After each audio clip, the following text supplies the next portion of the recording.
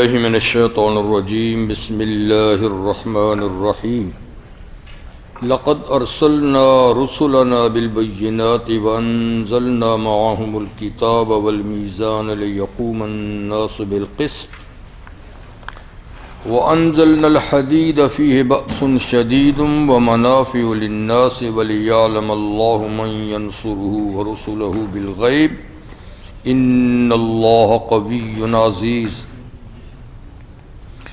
وَلَقَدْ أَرْسَلْنَا نُوحًا وَإِبْرَاهِيمَ وَجَعَلْنَا فِي ذُرِّيَّتِهِمَا النُّبُوَّةَ وَالْكِتَابَ فَمِنْهُمْ مُهْتَدٍ وَكَثِيرٌ مِّنْهُمْ فَاسِقُونَ ثُمَّ قَفَّيْنَا عَلَىٰ آثَارِهِمْ بِرُسُلِنَا وَقَفَّيْنَا بِعِيسَى ابْنِ مَرْيَمَ وَآتَيْنَاهُ الْإِنْجِيلَ وَجَعَلْنَا فِي قُلُوبِ الَّذِينَ اتَّبَعُوهُ رَأْفَةً وَرَحْمَةً ورهبانية ابتدعوها ما كتبناها عليهم إلا ابتغاء رضوان الله فما رعوها حق رعايتها فآتينا الذين آمنوا منهم أجرهم وكثير منهم فاسقون يا أيها الذين آمنوا اتقوا الله وآمنوا برسوله يؤتكم كفلين من رحمته ويجعل لكم نورا تمشون به ويغفر لكم والله غفور رحيم لئلا يعلم أهل الكتاب ألا يقدرون على شيء من فضل الله وأن الفضل بيد الله يؤتيه من يشاء والله ذو الفضل العظيم صدق اللہ العظیم۔ سورۃ الحدید کی آیت نمبر 25 سے 29 تک، یعنی سورت کے آخر تک آیات میں نے آپ کے سامنے تلاوت کی۔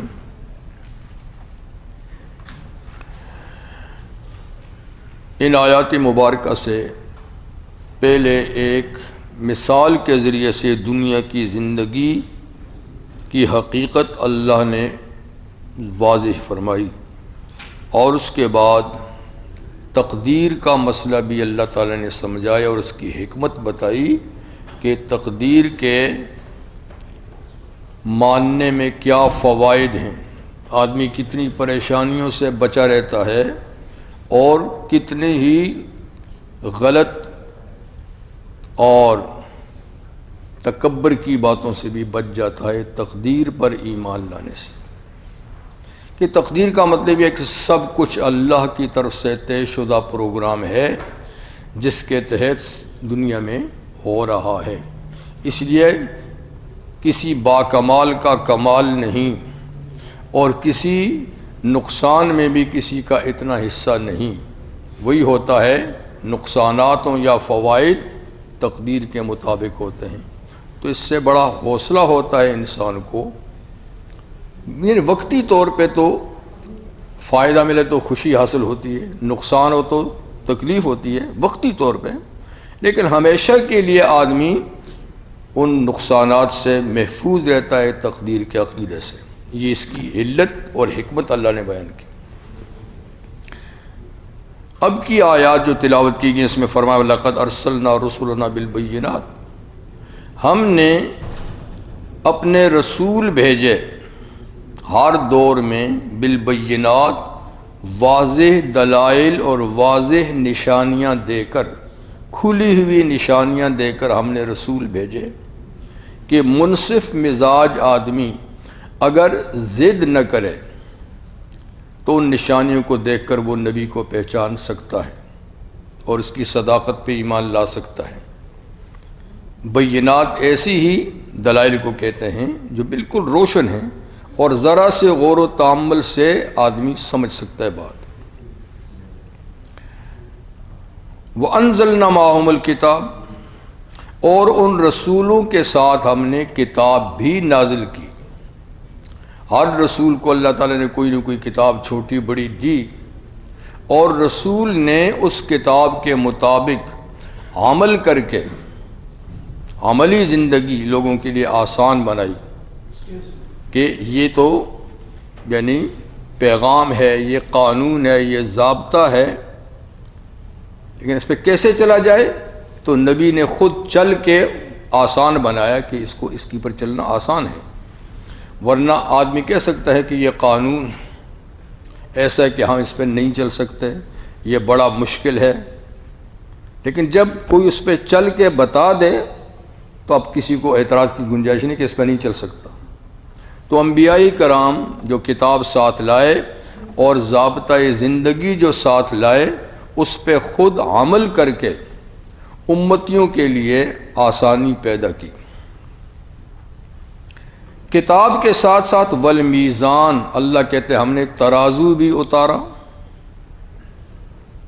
ترازو کے معنی تو وہی ہیں جس میں چیزیں تولی جاتی ہیں، وزن کی جاتی ہیں، بیلنس بتایا جاتا ہے ترازو۔ بعض اہل علم کہتے ہیں کہ یہاں ترازو سے مراد صرف عدل و انصاف ہے، کیونکہ ترازو کے ذریعے سے بھی انصاف مہیا کیا جاتا ہے اگر ترازو صحیح استعمال کیا جائے۔ تو یہاں میزان سے مراد یعنی عدل و انصاف ہے، لیکن بہت سے اہل علم مفسر کہتے ہیں کہ نہیں، ترازو سے یہی ترازو مراد ہے جس میں چیزیں تول کے دی جاتی ہیں۔ تو یہ بھی اللہ کی طرف سے نازل کیا گیا ہے تاکہ دنیا میں انصاف قائم کیا جائے۔ ترازو سے بھی انصاف بھی ہوتا ہے، ترازو کے ذریعے سے ظلم بھی ہوتا ہے۔ اگر باٹ صحیح نہیں ہیں، چھوٹے بڑے ہیں، یا ترازو کو اٹھانے میں کوئی ایسا طریقہ اختیار کیا جائے، ڈنڈی مارنے کے بعد ڈنڈی ماری جی، تو پھر یہی ترازو نقصان کا ذریعہ بھی ہے۔ لیکن باٹ تولنے کے وہ بھی ٹھیک ہوں اور ڈنڈی نہ ماری جائے تو پھر اس سے انصاف ہوتا ہے۔ اللہ نے حضرت شعیب علیہ السلام کو بھیجا، ان کی قوم میں بے انصافی تھی، ماپ تول میں کمی بیشی کرتے تھے، تولنے کے انداز اور ماپنے کے انداز، لینے کے اور دینے کے اور تھے۔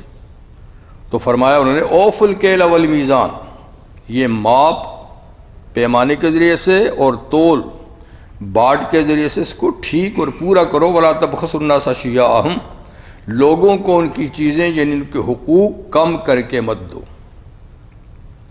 قرآن حکیم میں اللہ تعالیٰ نے یہ بھی فرمایا کہ ویل للمطففین، جو لوگ ماپ تول میں کمی کرتے ہیں، مطففین کمی کرتے ہیں، ان کے لیے ویل ہے، تباہی اور بربادی ہے۔ جو لوگوں سے لیتے ہیں تو یستوفون، پورا پورا لیتے ہیں، اذا کالوہم او وزنوہم یخسرون، اور جب ان کو ماپ کے دیتے ہیں یا تول کے دیتے ہیں تو نقصان سے دیتے ہیں۔ تو بہرحال انبیاء کرام کے مشن اور پروگرام میں صرف دعوت توحید ہی نہیں، دعوت رسالت ہی نہیں، بلکہ رفع التظالم، ظلم و زیادتی کو دور کرنا بھی انبیاء کرام کے مشن میں شامل ہے، کہ ایسا کوئی کام نہ کرنے دیں جس سے لوگوں پہ ظلم ہو، انصاف قائم کرنا۔ یہ بھی سورہ رحمان میں بھی ہے کہ اللہ نے زمین آسمان پیدا کیے، وَوَضَعَ میزان، اور ترازو بھی رکھا، اور حکم دیا اللہ تطغوا فی المیزان، کہ ترازو میں کمی بیشی مت کرو، اس سے حقوق ضائع ہوتے ہیں، اس سے حقوق ضائع ہوتے ہیں، اور حقوق ضائع ہونا یہ بہت بڑا گناہ ہے۔ تو فرمایا کہ ہم نے رسول بھیجے واضح نشانیاں دے کر، اور ان کے ساتھ کتاب نازل کی اور ترازو بھی، لیقوم الناس بالقسط، تاکہ لوگ انصاف پر قائم رہیں اور کوئی کسی کا حق نہ مارے۔ اس کے علاوہ فرماتے کہ وَأَنزَلْنَا الْحَدِيدَ، ہم نے لوہا بھی نازل کیا، لوہا بھی اتارا۔ لوہے کے لیے اتارنے کا لفظ ہے، اور اتاری جاتی ہے اوپر سے نیچے کوئی چیز، اس کو کہتے ہیں اتارنا۔ جیسے بارش اوپر سے نیچے نیچے آتی ہے، تو لوہا تو زمین کے اندر پیدا ہوتا ہے، اوپر سے برستا نہیں ہے، تو پھر اس کے لیے انزلنا کا لفظ کیسے فرمایا گیا کہ ہم نے اس کو نازل کیا، اتارا۔ اسی طرح کی ایک آیت سورہ زمر میں ہے، وَأَنزَلْنَا لَكُمْ ثَمَانِيَةَ أَزْوَاجٍ، ہم نے 8 جوڑے جانوروں کے نازل کیے، حالانکہ جانور بھی آسمان سے تھوڑے برسے ہیں۔ تو یہاں کہتے ہیں اہل علم کی نزول کا معنی تخلیق ہے، یا نزول کا معنی اتارنا نہیں بلکہ پیدا کرنا ہے۔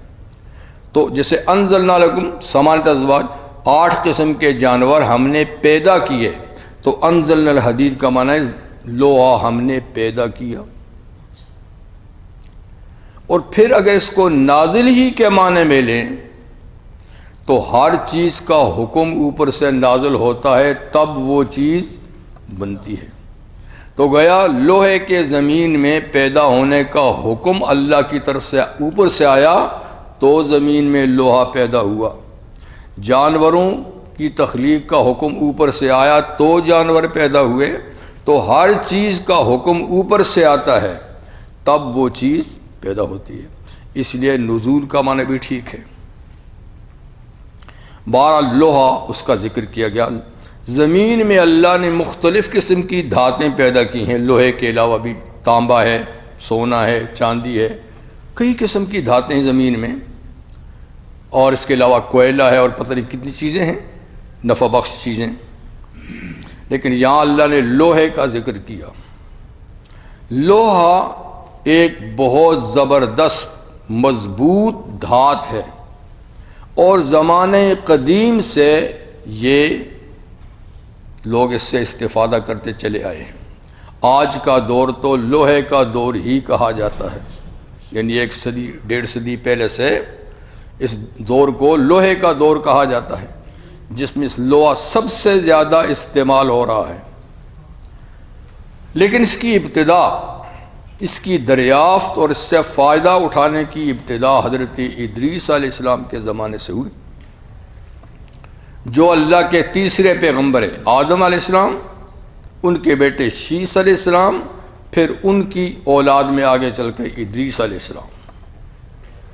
تو ادریس علیہ السلام جو اللہ کے نبی تھے، ان کی تعلیمات میں زیادہ تر، اسی طرح شیس اور آدم علیہ السلام کی تعلیمات میں زیادہ تر کوئی ضابطے اور قانون نہیں تھے، وہاں اتنے زیادہ جرائم کرائم وغیرہ نہیں تھے، تو ان کی شریعتوں میں مختصر سا عبادت کا نظام تھا، عبادت کا نظام بھی مختصر سا، زیادہ تر زمین کی آبادی سے متعلق احکامات تھے۔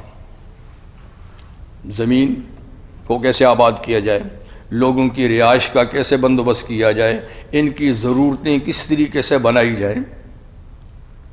جیسے کہ کپڑا بننا حضرت آدم علیہ السلام نے اس کو شروع کیا، اسی طرح مکان بنانا ہو گیا، پھر آگے جوں ترقی ہوتی گئی تو انبیاء کرام کے ذریعے ہی سے یعنی لوگوں کی ضروریات کو اللہ تعالیٰ نے بنانا، ان سے بنوایا۔ تو حضرت ادریس علیہ السلام نے سب سے پہلے کپڑا سینے کی سلائی ایجاد کی۔ کپڑا سینے کی جو سوئی ہے نا، سلائی کی، ظاہر بات ہے یہ لوہے سے بنتی ہے، تو معلوم کہ لوہا دریافت ہوا اور پھر اس سے سوئی بنانا ان کی تعلیمات میں تھا، انہوں نے سے اسی طرح بعض جنگی ہتھیار بھی انہوں نے بنوائے، ان سے بنائے۔ اسی طرح یہ چھری چاقو جو گھروں میں چیزیں استعمال ہوتی ہیں، یہ ضروریات زندگی، اور پھر رفتہ رفتہ ترقی کرتے کرتے کرتے یہ تو آئرن ایج کا دور ہے ہمارا جی۔ تو اللہ فرماتے ہیں ہم نے یہ لوہا پیدا کیا، فی بأس شدید، اس لوہے میں سخت جنگی سامان ہے۔ بأس جنگ کو کہتے ہیں، لڑنے کو، شدید سخت، یعنی اس میں سخت جنگی سامان ہے، اور جنگ کے بڑے بڑے ہتھیار اسی لوہے سے بنتے ہیں۔ تلوار ہو گیا، تیر ہو گئی، نیزے ہو گئے، برچھی ہو گئی پہلے زمانے میں، اور آج تو ماشاءاللہ بندوق ہے، توپ ہے، بختر بند گاڑیاں ہیں، ٹینک ہیں جی، ہوائی جہاز ہیں، بحری جہاز ہیں، ریل ہے، کتنی چیزیں، ان کی پٹڑیاں ہیں، بسیں ہیں، سب دیکھو لوہا ہی لوہا ہے، لوہا ہی لوہا ہے۔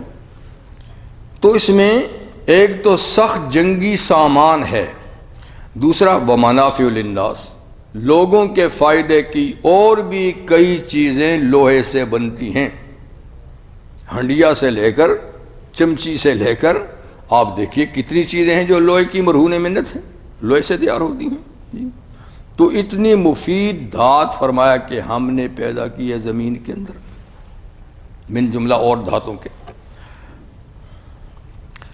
لوہا اور اس کے فوائد دو لفظوں میں اللہ نے بیان کیے، باس شدید منافع للناس. ایک جنگی سامان اس سے بنتا ہے، اور دوسرا اور لوگوں کی عام نفع بخش چیزیں بھی اس سے بنتی ہیں. قرآن نے تو دو لفظوں میں اس کے دو فائدے بیان کر دیے. چاہیے تھا کہ لوہے سے یہ فوائد امت مسلمہ سب سے پہلے تیار کرتی اور دنیا میں نمبر 1 ہوتی، لیکن بدقسمتی سے ہے لوہے کے جو فوائد قرآن نے بیان کیے دو ہی لفظوں میں، مخالفین نے اس سے فائدے اٹھائے اور ہم ان کے دستے نگر ہیں. ہم کوئی ترقی کر کے اس سے کوئی وہ چیزیں نہ بنا سکے جو مخالفین نے بنائی، اور آج ہمیں اگر وہ چیزیں ضرورت ہوتی تو ہم ان سے خریدتے ہیں، ان سے لیتے ہیں. چاہیے تھا کہ ہم اتنا ٹیکنالوجی میں آگے ہوتے کہ وہ سب کچھ جو یہ بنا رہے ہیں یہ ہم نے بنایا ہوتا. ان کی کتابوں میں کہاں ہے؟ یہ تو قرآن بتا رہا ہے، لیکن بس کیا کہہ سکتے ہیں. دنیا کی ترقی یافتہ قومیں قرآن مجید سے ہی دنیاوی علوم حاصل کر کے ترقی کی منازل حاصل کر چکے ہیں. یعنی دین کی باتیں تو انہوں نے نہیں سیکھی، نہ اس طرف آئے، لیکن دنیا کی ترقی، مادی ترقی کے لیے جو اشارات قرآن نے دیے تھے انہوں نے بغور پڑھے، اس پہ تجربے کیے، اس پہ عمل کیا، اور وہ دنیا کے لحاظ سے ترقی یافتہ ہو گئے. ہم نے نہ دین میں ترقی کی نہ دنیا میں. ہم دین میں بھی پسماندہ ہیں اور دنیا میں تو ہیں ہی ہیں. تو ہمیں چاہیے کہ اللہ کی کتاب سے جوڑ رکھیں، اور جو یہاں صراحت یا کنایے سے جو بتایا جا رہا ہے اس پہ توجہ دیں. تو کوئی وجہ نہیں ہے کہ ہم صف اول کی قوم نہ ہو دنیا میں. اچھا، تو بہرحال ہم نے لوہا پیدا کیا، اس میں سخت جنگی سامان ہے اور لوگوں کے فائدے کی چیزیں. وَلِيَعْلَمَ اللَّهُ مَن يَنْصُرُهُ وَرُسُلُهُ بِالْغَيْبِ. اللہ لوہا پیدا کر کے یہ بات ظاہر کرنا چاہتے ہیں. لفظی معنی تو نہیں لِيَعْلَمَ اللہ، تاکہ اللہ جان لے. اللہ تو ویسے ہی جانتے ہیں. یہاں جاننے کا مطلب ہے علم ظاہر، یعنی اصل میں تو اللہ جانتے ہی جانتے ہیں، لیکن تاکہ اللہ ظاہری علم کے ذریعے سے بھی اس بات کو ظاہر کر دیں دنیا پر. مَن يَنْصُرُهُ، کہ اللہ کے دین کی مدد کون کرتا ہے. تو یہ چیزیں خدا نے پیدا کی ہیں اس لیے کہ یہ وسائل ہیں اللہ کے دین کو غالب کرنے کے. ٹھیک ہے نا. جہاد، جنگ دشمن سے، یہ کیوں ہے؟ لوگوں کو خواہ مارنا کیا نہیں، دین کو غالب کرنا، کفر کو دبانا، دین کے رستے سے روڑے ہٹانا. تو اللہ فرماتا ہے ہم نے لوہا اس لیے پیدا کیا تھا کہ مسلمان اس سے کام لیں اور دنیا کی قوموں پر دباؤ رکھیں تاکہ وہ اسلام کے رستے میں رکاوٹ نہ پیدا کریں. تو اللہ دیکھنا چاہتے ہیں، یعنی ظاہر کرنا چاہتے ہیں کہ من ینصرہ، اللہ کے دین کی مدد کون کرتا ہے. ورسلہ، اور اللہ کے رسولوں کی مدد کون کرتا ہے. بالغیب، بغیر دیکھے. اللہ کو دیکھا نہیں، ہم نے آج نبی کو بھی نہیں دیکھا، قرآن کو نازل ہوتے بھی نہیں دیکھا. ہمارا تو ٹوٹلی ایمان بالغیب ہے. تو اللہ یہ ظاہر کرنا چاہتے ہیں کہ اس کو، اس کے دین کی مدد کون کرتا ہے، اس کے رسولوں کی مدد کون کرتا ہے، شریعت کی. ان چیزوں کو استعمال کر کے، لیکن نہ ہم نے کو بلایا نہ ہم اس کا استعمال ہی جانتے ہیں، تو پھر ہم اس کے ذریعے سے کیا دین کی مدد کریں گے. یہ تو طاقت کا دور ہے کہ جس کے پاس ڈنڈا ہے، طاقت ہے، اسی کے سامنے جھکتے ہیں، اور جس کے ہاتھ میں یہ نہیں ہے اس کی تو کوئی ویلیو نہیں ہے. تو چونکہ ہم امت مسلمہ کے ہاتھ میں اب یہ چیزیں نہیں ہیں، لوہے سے وہ چیزیں جس مقصد کے لیے خدا نے لوہا پیدا کیا تھا کہ اس سے قوت حاصل کرو، اور اعدوا لهم ما استطعتم من قوة، جتنے تمہارے بس میں ہے اتنی قوت دشمن کے مقابلے میں تیار کرو۔ ترہبون بعدو اللہ وعدوکم، یہ نہیں کہ طاقت استعمال بھی کرو، طاقت تیار رکھو، استعمال کا نہیں کہا، طاقت تیار رکھو جس سے تم اللہ اور اپنے دشمنوں کو ڈراتے رہو۔ تو آپ جن قوتوں کے پاس یہ قوتیں ہیں وہ استعمال تو نہیں کر رہے، لیکن دنیا ڈرتی ہے کہ نہیں؟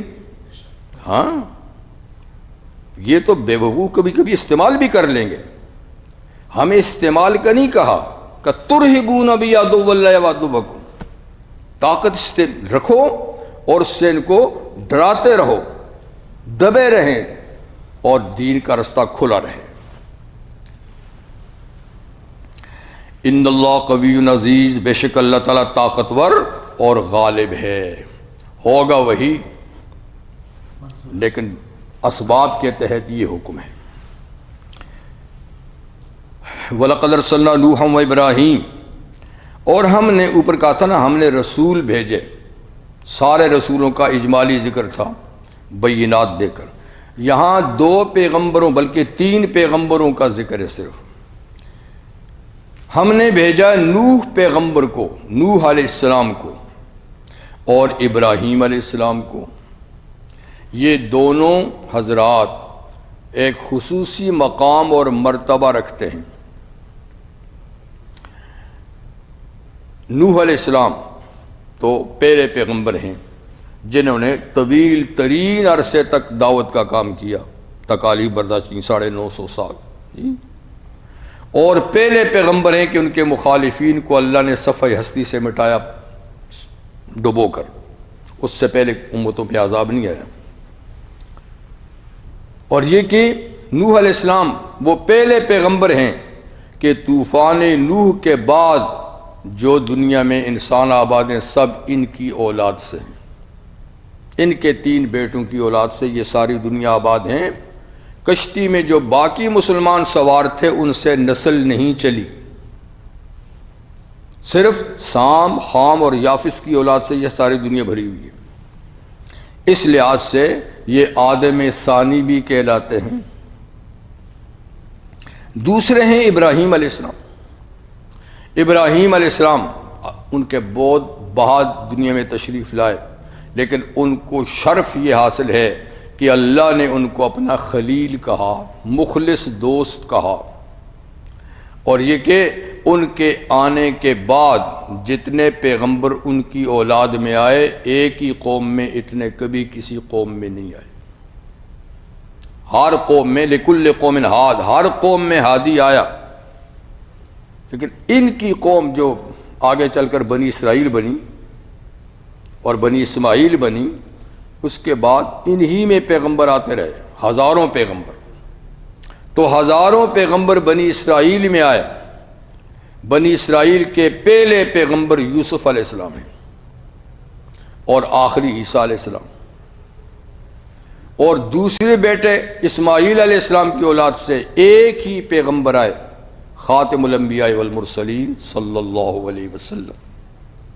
تو گوئے یہ جد الانبیاء ہیں، بہت سے انبیاء کرام کے دادا ہیں، ٹھیک، اور انہوں نے بھی اللہ تعالیٰ کے راستے میں بڑی قربانیاں دیں، ہجرت کی، اپنا ملک چھوڑا، مصر گئے، مصر سے فلسطین میں آ کر آباد ہوئے، وہاں پھر ان کی اولاد پھلی پھولی، آگ میں ان کو ڈالا گیا، اللہ نے آگ کو گلزار بنایا۔ تو بہرحال ان کی بھی ایک خصوصی شان ہے۔ وَجَعَلْنَا فِي ذُرِّيَّتِ إِبْرَاهِيمَ النُّبُوَّةَ وَالْكِتَابَ، اور ہم نے ان دونوں نبیوں نوح اور ابراہیم علیہ السلام کی اولاد میں نبوت کو جاری کیا اور کتاب بھی جاری کی، یعنی ان کے آنے کے بعد نبوت ان کی اولاد میں رہی۔ جب تک ابراہیم علیہ السلام نہیں آئے، جتنے نبی آئے وہ نوح علیہ السلام کی اولاد سے ہوئے، ہود علیہ السلام، صالح علیہ السلام، جتنے بھی آئے، اور ابراہیم علیہ السلام جب آئے تو ان کے بعد پھر ان کی نسل میں اولاد آئی، تو ان دونوں کی اولاد میں ہم نے نبوت جاری کی اور کتاب کا نزول بھی۔ 4 بڑی کتابیں ابراہیم علیہ السلام کی اولاد میں ہی آئی۔ داؤد علیہ السلام بھی اسرائیلی پیغمبر ہیں، جی موسیٰ علیہ السلام بھی اسرائیلی پیغمبر ہیں، اور عیسیٰ علیہ السلام بھی، اور نبی کریم السلام اسماعیلی۔ تو 4 بڑی کتابیں انہی کی اولاد میں ہیں، باقی صحائف دوسرے پیغمبروں کے پاس بھی ہے۔ فَمِنْهُمْ مُهْتَدٍ، تو بعض ان کی اولاد میں لوگ ہدایت پر رہے، دونوں پیغمبروں کی اولاد نسل جو آگے چلی تو اس میں کچھ لوگ تو ہدایت پر رہے، وَكَثِيرٌ مِّنْهُمْ فَاسِقُونَ، لیکن بڑی تعداد ان کی اولاد میں فاسق و فاجر لوگوں کی بھی ہوئی۔ ظاہر بات ہے کہ کفر اسلام تو چلتا رہا دونوں طرف، تو ان کی اولاد میں کافروں کی تعداد پھر زیادہ بڑھتی گئی، مومنوں کی بھی تعداد رہی، ہدایت یافتہ لوگ بھی رہے اور فاسق و فاجر بھی، لیکن فساق ہمیشہ ہی زیادہ رہے ہیں۔ قرآن بتاتا ہے کہ فساق ہمیشہ ہی زیادہ رہے ہیں، آج بھی اللہ کے نام لیوا کم ہیں اور دوسرے زیادہ ہیں۔ 6 ارب یہ جتنی آج کی آبادی ہے اس میں 1.25 یا 1.5 ارب مسلمان ہیں، باقی سب کافر ہیں۔ اور صحیح معنی میں اگر دیکھیں تو 1.25 یا 1.5 ارب مسلمانوں میں بھی اکثر برائے نام ہیں، جو واقعی ہیں ان کی تعداد اور بھی کم ہے۔ تو اس لیے زیادہ تعداد ہمیشہ ہی فساق و فجار کی رہی۔ ثم قفینا علی آثار برسلنا، پھر ہم نے مسلسل بھیجے ان کے نقش قدم پر اور بھی اپنے رسول بھیجے ان کی بعد، اور آخر میں چل کے وقفینا بعیسی ابن مریم، ان کے پیچھے عیسیٰ مریم کے بیٹے بھی ہم نے بھیجے رسول بنا کر، وآتینا الانجیل، اور ہم نے ان کو انجیل نام کی کتاب بھی دی، انجیل نام کی کتاب بھی دی۔ انجیل کا معنی ہے بشارت، اور تورات کا معنی ہے قانون، قرآن کا معنی ہے سب سے زیادہ پڑھی جانے والی کتاب۔ تو انجیل کو بشارت کیوں کہتے ہیں؟ اس کتاب کا نام بشارت کیوں ہے؟ اس لیے کہ حضرت عیسیٰ علیہ السلام کی ذمہ یعنی ان کی ڈیوٹی میں 2 چیزیں تھیں، تورات کی تصدیق، تورات کے قانون کو جاری رکھنا، اور نبی کریم علیہ السلام کے آنے کی خوشخبری دینا۔ جیسے ابھی آگے چل کر سورہ صف آئے گی اور اس میں وہ کہیں گے وَإِذْ قَالَ عِیسیٰ ابْنُ مَرْیَمَ یا بنی اسرائیل انی رسول اللہ علیکم، اے بنی اسرائیل میں تمہاری طرف اللہ کا رسول ہوں، مصدقا لما بین یدی من التورات، اپنے سے پہلی کتاب تورات کی تصدیق کرتا ہوں کہ وہ بھی اللہ کی کتاب تھی، ومبشرا برسول یاتی من بعد اسمہ احمد، اور خوشخبری دینے والوں اپنے بعد آنے والے رسول کی جن کا نام نامی اسم گرامی احمد صلی اللہ علیہ وسلم ہوگا۔ تو رحمت عالم صلی اللہ علیہ وسلم کا اسم گرامی احمد ماں کا تجویز کیا ہوا ہے۔ خواب میں کسی نے بتایا تھا کہ بیٹا پیدا تو احمد نام رکھنا۔ احمد کا معنی ہے سب سے زیادہ تعریف کرنے والا، اور دادے نے نام تجویز کیا تھا محمد، سب سے زیادہ تعریف کیا ہوا۔ تو جتنی تعریف دنیا میں حضور کی ہوئی کسی انسان کی نہیں ہوئی، اور جتنی تعریف حضور نے اللہ کی کسی نے نہیں کی۔ یہ دونوں نام آپ کے ذاتی، احمد محمد، اور فرمایا میرا نام آسمانوں میں احمد ہے اور زمین میں محمد ہے۔ ماں کا تجویز کیا احمد ہے، دادے کا محمد ہے صلی اللہ علیہ وسلم۔ وَجَعَلْنَا فِي قُلُوبِ الَّذِينَ اتَّبَعُوا رَأْفَةً وَرَحْمَةً، اور ہم نے ان لوگوں کے دلوں میں جنہوں نے عیسیٰ علیہ السلام کی پیروی کی، ان کے پیچھے چلے، ان کے دلوں میں ہم نے رأفةً ورحمہ، نرم دلی اور مہربانی کے جذبات پیدا کیے، ان کے دلوں میں نرمی اور مہربانی کے جذبات ہم نے پیدا کیے جنہوں نے حضرت عیسیٰ کی پیروی کی۔ اور ایک اور چیز ورہبانیت، ان کے دلوں میں رہبانیت کی خواہش بھی پیدا کی۔ رہبانیت کی عبادت جو ہے اس کی ہم نے ان کے دلوں میں خواہش پیدا کی۔ ابتدعوہا، کہ اس عبادت کو انہوں نے خود سے جاری کیا۔ ما کتبنا علیہم، ہم نے ان پہ یہ عبادت فرض نہیں کی تھی، یہ ان کی اپنی ایجاد تھی۔ تو انہوں نے یہ کیوں ایجاد کی؟ الا ابتغاء رضوان اللہ، اور کچھ نہیں مگر اللہ کی رضا حاصل کرنے کے لیے یہ مخصوص عبادت انہوں نے ایجاد کی، ہم نے نہیں مقرر کی تھی، لیکن ایجاد تو کر دی۔ فما رعوا حق رعایتہا، پھر اس عبادت کا اتنا خیال نہ رکھ سکے جتنا اس عبادت کا خیال اور دھیان رکھنے کا حق تھا۔ مقصد تو خدا کی رضا جوئی تھی اس عبادت سے، لیکن آگے گڑبڑ پیدا ہو گیا، بجائے اللہ کی رضا کے اس میں خرابیاں پیدا ہونی شروع ہو گئیں، انہوں نے پھر اس کا حق ادا نہیں کیا۔ تو رہبانیت کیا ہے؟ یہ رہب سے ہے جی۔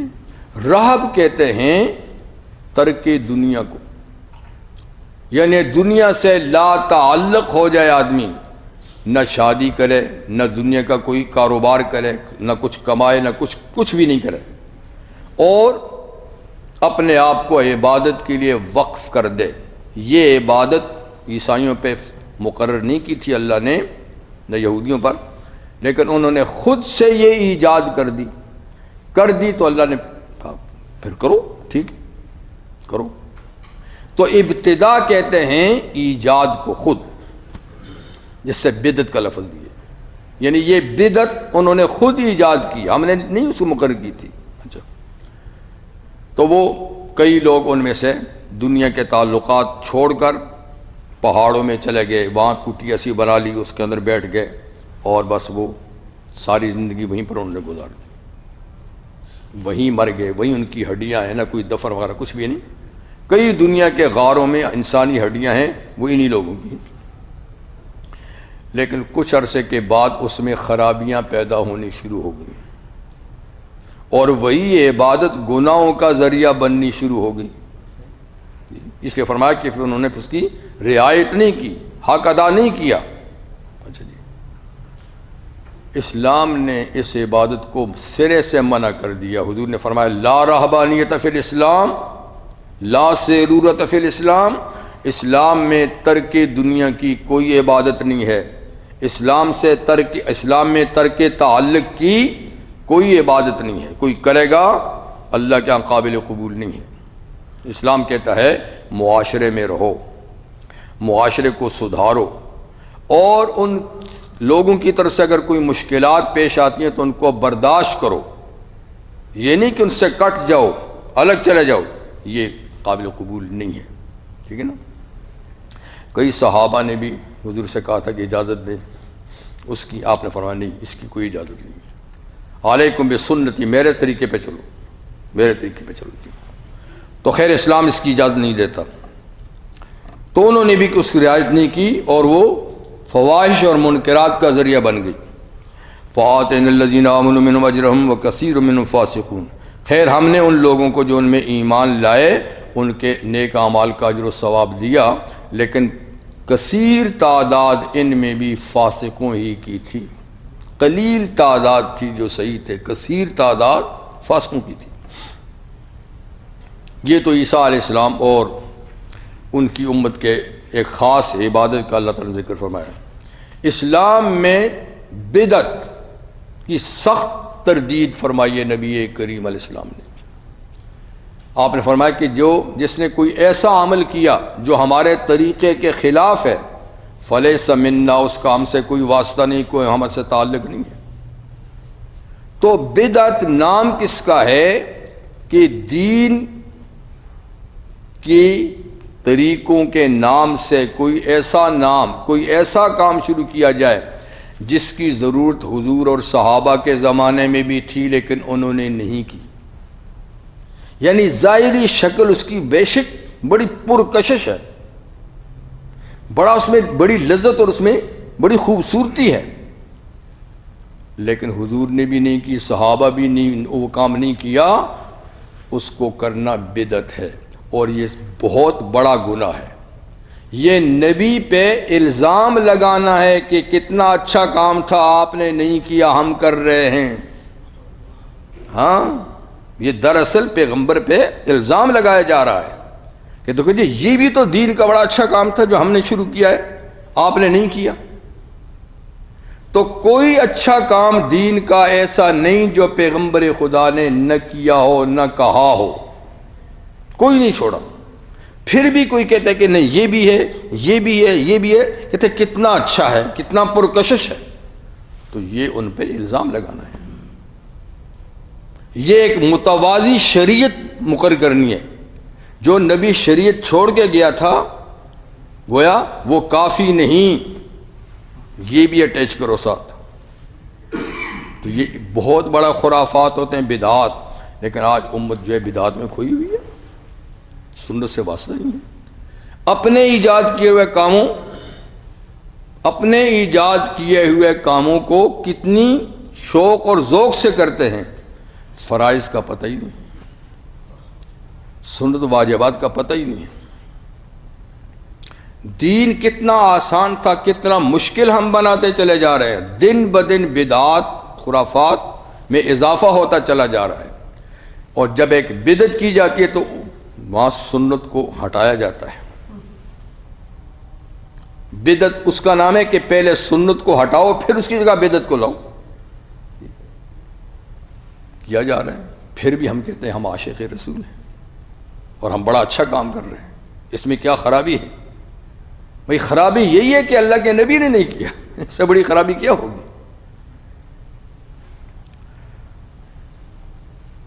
حضرت علی رضی اللہ عنہ عیدگاہ میں تشریف لے گئے. آپ کو پتہ ہے کہ عید کے دن نفل نماز نہیں ہے عیدگاہ میں، نہ عید کی نماز سے پہلے نہ عید کی نماز کے بعد. عیدگاہ میں کوئی نماز نہیں، اشراق کی نماز، چاش کی نماز نہیں. ہاں عید کی نماز پڑھنے کے بعد گھر جا کر آپ نفل پڑھیں، لیکن پہلے گھر میں بھی نہیں. آئے تو ایک شخص نماز پڑھ رہا ہے. آپ نے پوچھا کیا کر رہے ہو؟ آپ دیکھتے ہیں کیا کر رہا ہوں؟ نماز ہی تو پڑھ رہا ہوں. یعنی بہت بڑا کام کر رہا ہوں، نماز ہی تو پڑھ رہا ہوں. آپ نے فرمایا عید کے دن تو نماز نہیں ہے، نفل نماز نہیں ہے. کہا حضرت نماز اللہ کی حمد و ثنا، تکبیر، تحلیل، تسبیح، اٹھنا بیٹھنا، رکوع سجود، اس میں کیا خرابی ہے؟ جیسے آج کل کہتے ہیں اس میں کیا خرابی ہے؟ آپ نے فرمایا میاں حضور نے زندگی بھر یہ نماز نہیں پڑھی. جو کام نبی نے نہیں کیا وہ بیکار ہے، وہ عبث ہے، بیکار ہے. سو تیرا اس وقت یہ نماز پڑھنا بیکار ہے اور اس پر ثواب کے بجائے تجھے عذاب ملے گا. اس پہ ثواب کے بجائے تجھے عذاب ملے گا. آپ بتائیے سورج نکلتے وقت نماز ہے؟ جب سر پہ کھڑا ہو تو ہے، جب ڈوب رہا ہو تو ہے. 3 وقتوں میں حضور نے نماز سے منع کیا. اب کوئی کھڑا ہو کے پڑھتا کہتا میں نماز ہی تو پڑھ رہا ہوں، کیا خرابی ہے؟ بھئی یہی تو خرابی ہے کہ حضور نے منع کیا. اس وقت یہ تیری نماز نہیں، یہ وبال جان، یہ عذاب ہوگا. کوئی کہتا ہے کہ بھائی فجر 2 ہیں، زور 4 ہے، عصر 4 ہے، عشاء 4 ہے، مغرب 3 ہے، میں یہاں بھی 4 پڑھتا ہوں. تو چوتھی رکعت مغرب کی پڑھے گا تو نماز ہو جائے گی. کام تو وہی کرے گا، سورہ فاتحہ پڑھے گا، سورت پڑھے گا، رکوع سجود. کیوں نہیں ہوگی؟ کیا خرابی ہے؟ یہی خرابی ہے کہ یہ حضور کی تعلیم کے منافی ہے، یہ نماز نہیں ہے۔ فجر کی کہتا ہے میں 4 پڑھتا ہوں، باقی جو 4 پڑھتا ہوں ہوں گی؟ بات یہ ہے کہ دین شریعت ایک طے شدہ رستہ ہے، اس میں ادھر ادھر جاؤ گے بھٹک جاؤ گے، لیکن آج ہماری سمجھ میں یہ بات نہیں آتی۔ تو مولانا یہ عید کی نماز کے وقت عید کے دن لوگ نماز کے لیے آتے ہیں مسجد میں، ان کی نماز فجر کسی کی قضا ہو جاتی ہے، وہاں کی نماز یہاں پڑھتے ہیں، وہ جائز؟ قضا نماز کا مسئلہ الگ ہے، یہ نفلی نمازوں کی بات ہے۔ پھر بھی قضا بھی پڑھتا تو گھر میں جا کر پڑھ لینا، جہاں پڑھے گا تو لوگ کہیں گے یہ نفل پڑھ رہا ہے، شبہ میں پڑھ جائیں گے۔ چلیے، یا ایھا الذین آمنوا اتقوا اللہ، اے ایمان والو اللہ سے ڈرو، وآمنوا برسولہ، اور اللہ کے رسول محمد صلی اللہ علیہ وسلم پر ایمان لاؤ۔ یاد رکھیے کہ قرآن حکیم میں جہاں بھی یا ایھا الذین آمنوا آتا ہے، اس سے ہم مسلمان مراد ہوتے ہیں، ہم لوگ مراد ہوتے ہیں، لیکن اس آیت میں یا ایھا الذین آمنوا سے مراد یہود و نصارہ ہیں، کہ اے لوگو جو ایمان لائے ہو، یعنی عیسیٰ علیہ السلام پر، موسیٰ علیہ السلام پر، اتقوا اللہ، اب اللہ سے ڈرو، وآمنوا برسولہ، اور اب آخری پیغمبر پہ تم ایمان لاؤ، ٹھیک ہے نا؟ تو یہ مومن سے مراد مومن یہود، مومن یعنی حضور کے آنے سے پہلے جن لوگوں نے ایمان لایا ہے اپنے اپنے پیغمبروں پر، وہ کافی اب نہیں کافی، اب آمنوا برسولہ، اللہ کے آخری رسول پہ بھی ایمان لاؤ، ٹھیک ہے؟ تو کیا ہوگا؟ یؤتکم کفلین من رحمتہ، اللہ تم کو اپنی مہربانی سے ہر عمل کا ڈبل ثواب دیں گے۔ کفلین، 2 حصے، ایک اپنے وقت کے پیغمبر پر ایمان لانے کا ثواب، ایک محمد صلی اللہ علیہ وسلم پر ایمان لانے کا ثواب۔ تو کفلین من رحمتہ، یعنی یہود و نصارہ اگر ایمان لاتے ہیں حضور پر، ان کو ہر عمل کا ڈبل ثواب ملے گا۔ آپ کہیں گے 10 گنا تو ہمیں ملتا ہے، ڈبل سے کیا ہوگا؟ ہمیں ہر عمل کا کم سے کم 10 گنا ملتا ہے، لیکن یاد رکھیے یہاں ڈبل سے مراد جو ہمیں ثواب ملتا ہے اس کا ڈبل،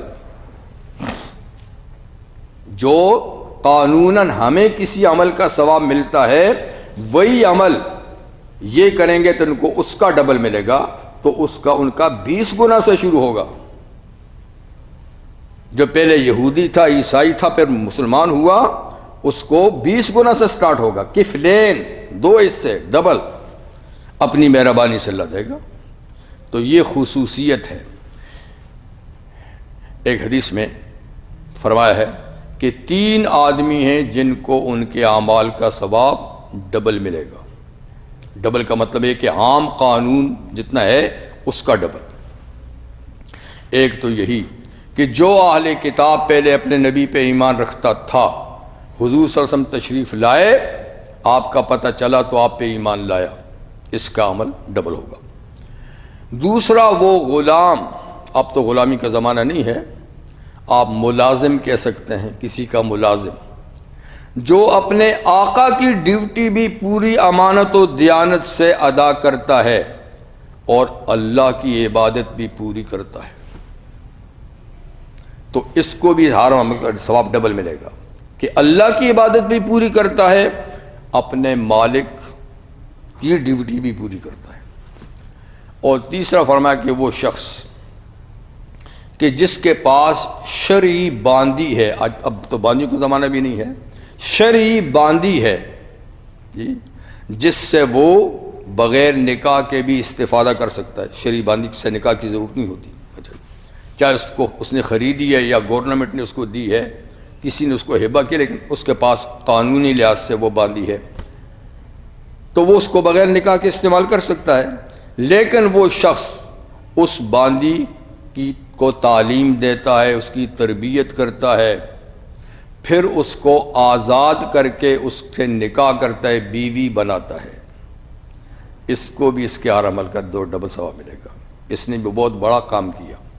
ایک باندی، ٹھیک ہے نا، ویسے بھی اس کے لیے جائز تھی، اس کو تعلیم تربیت دے کر آزادی کی نعمت دی، پھر اس کو اپنی بیوی بنایا، یہ عزت دی، تو یہ ایک بہت بڑا کام ہے، ایسا کم لوگ کرتے ہیں۔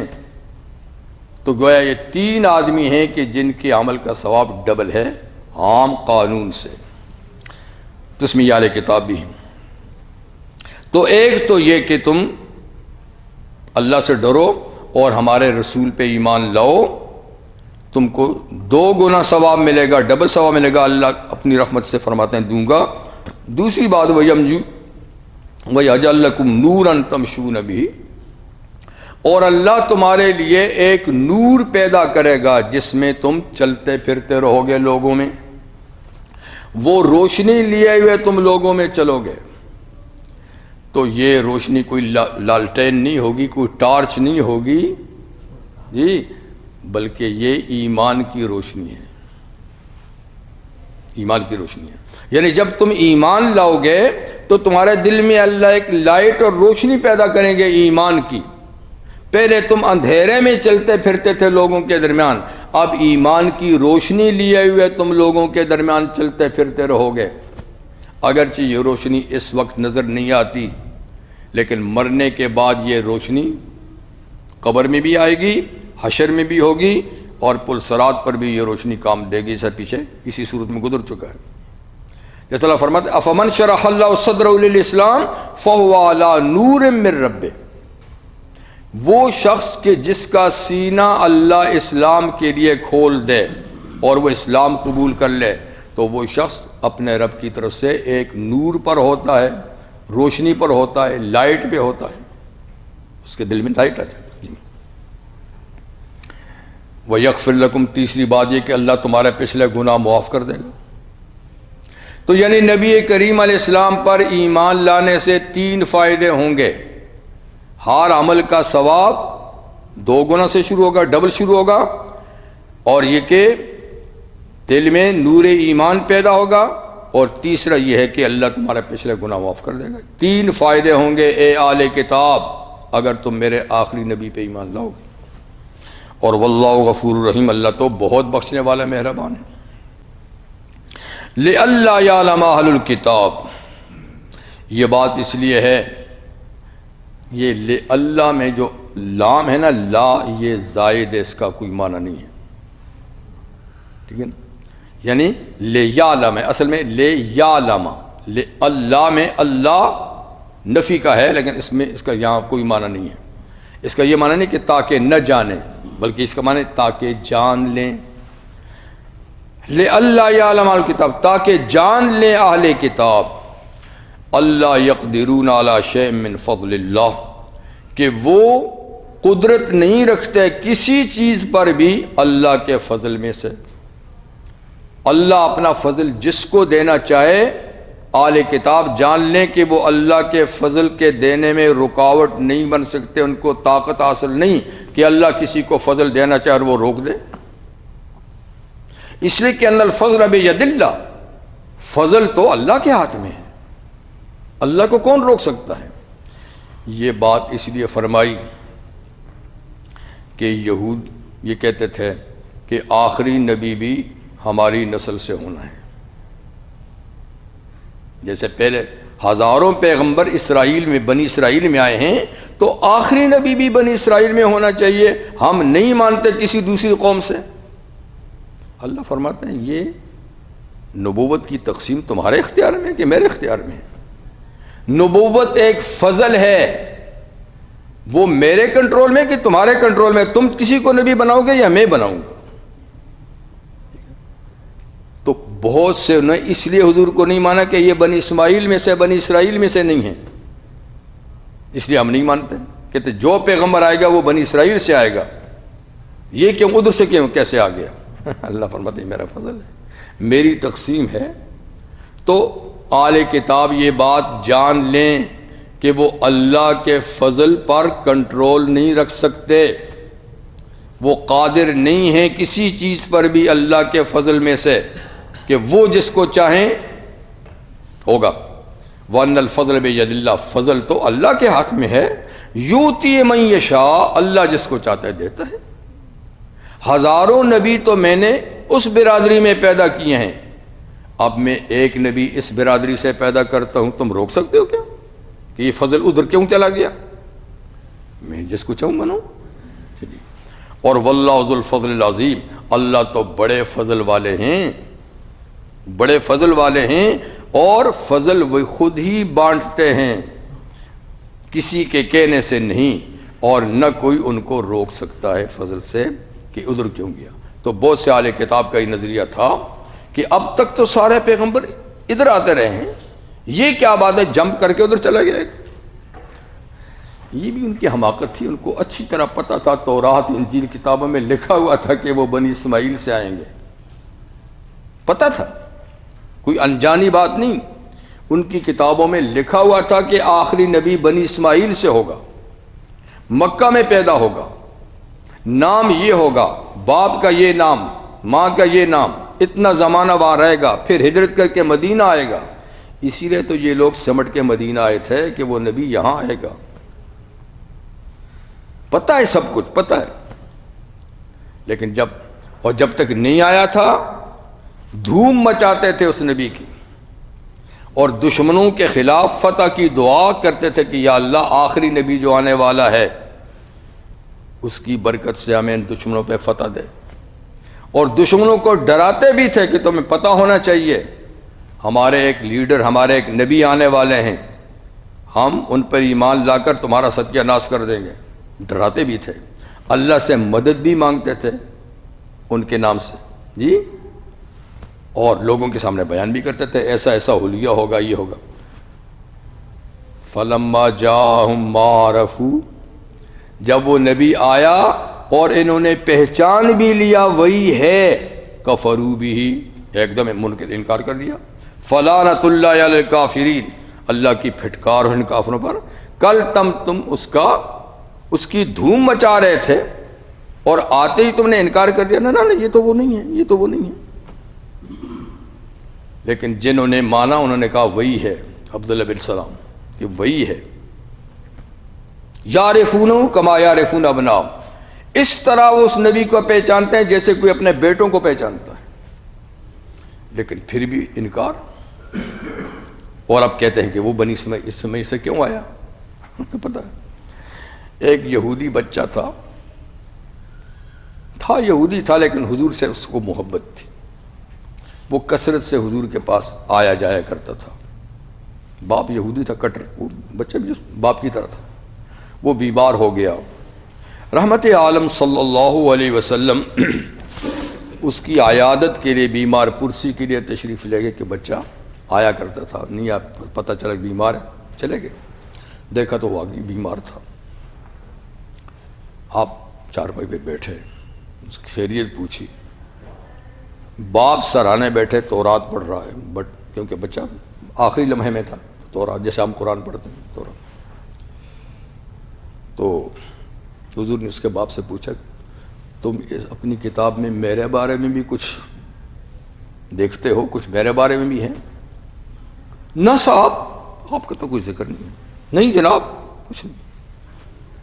بیٹا جاں بلب ہے، آخری مرحلے میں ہے۔ کہا حضور سے، کہا حضور میرے باپ جھوٹ بولتے ہیں، آپ کا سارا تذکرہ کتاب میں ہے، کہاں پیدا ہوں گے، ماں باپ کیا ہیں، کتنا عرصہ رہیں گے، کہاں آئیں گے، سب کچھ ہے۔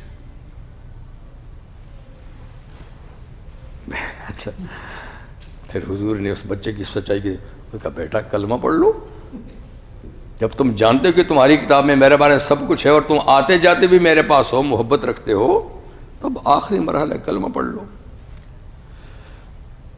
بیٹے نے باپ کی طرف دیکھا کہ وہ ان کا کیا خیال ہے میرے بارے میں۔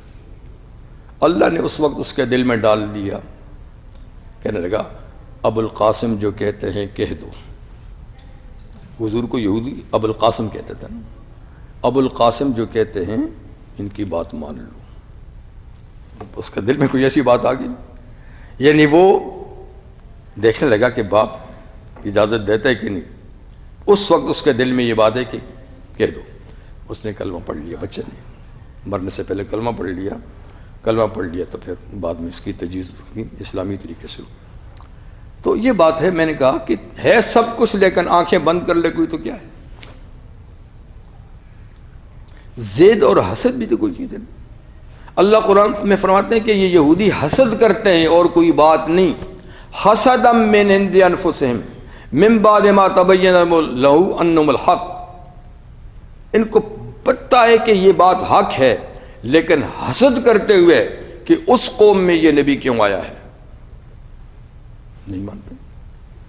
تو یہ بعض بیماریاں ایسی ہیں، تکبر، حسد، بغض، جو انسان کو رائے حق سے روکتی ہیں۔ یہ جب آ جاتا ہے نا، آنکھیں کھلی دیکھتا آدمی، آنکھیں چرا لیتا کہ نہیں۔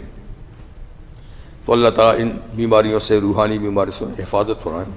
وآخر دعوانا الحمد للہ رب العالمین۔